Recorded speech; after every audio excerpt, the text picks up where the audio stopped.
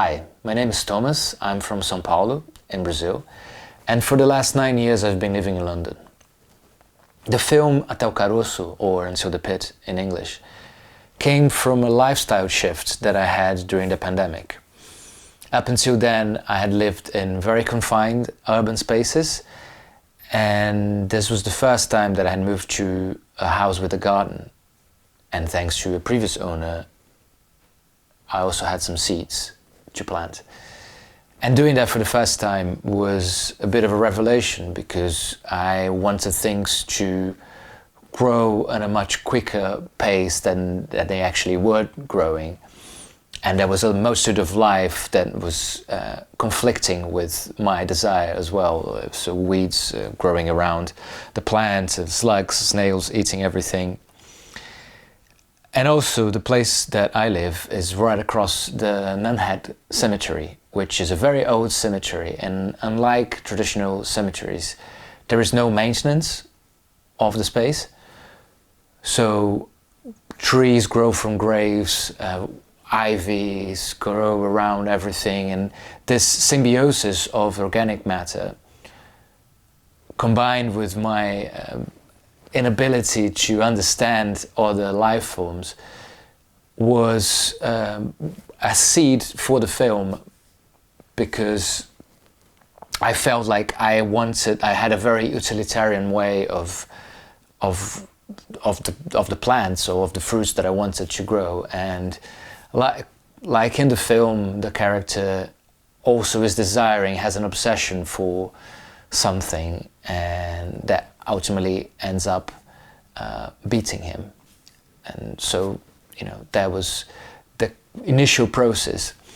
The production of it, kind of really started with me getting in touch with the art director, Amaral, because I knew from the start, the film having no dialogue and it being constructed in, having this special fruit and special plant and a special location as well, we really needed someone to bring that to life.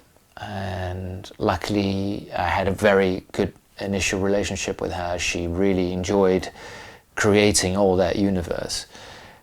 And we, like 1 year before the production, we had this conversation and we started developing ideas, looking at references and all the rest of it. And I knew from the start that I wanted everyone to be from Brazil. I knew a few people from there as well, which helped me get in contact with some of the crew members, and also ultimately ended up being part of the film as well.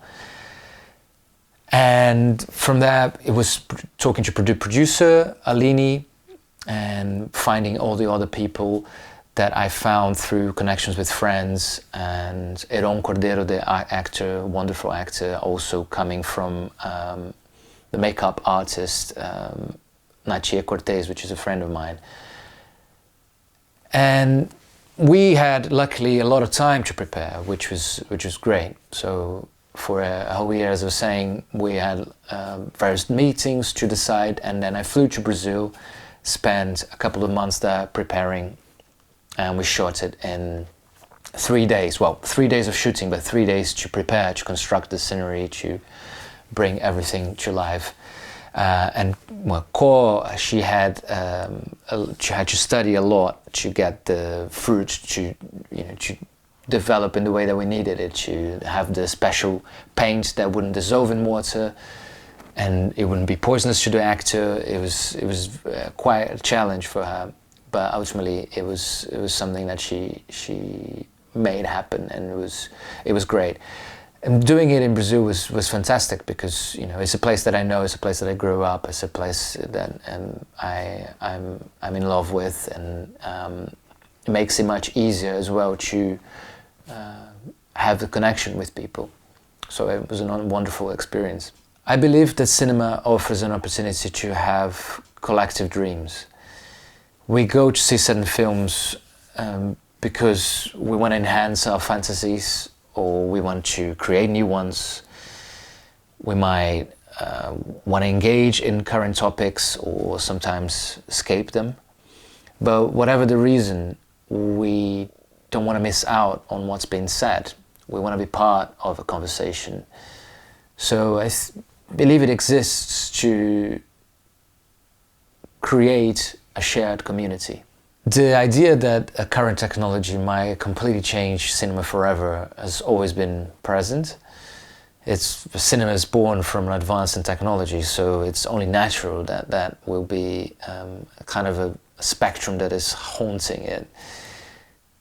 But it's been like that when sound came in, and it's been like that when television came in. I thought, no one's going to go to the cinema anymore.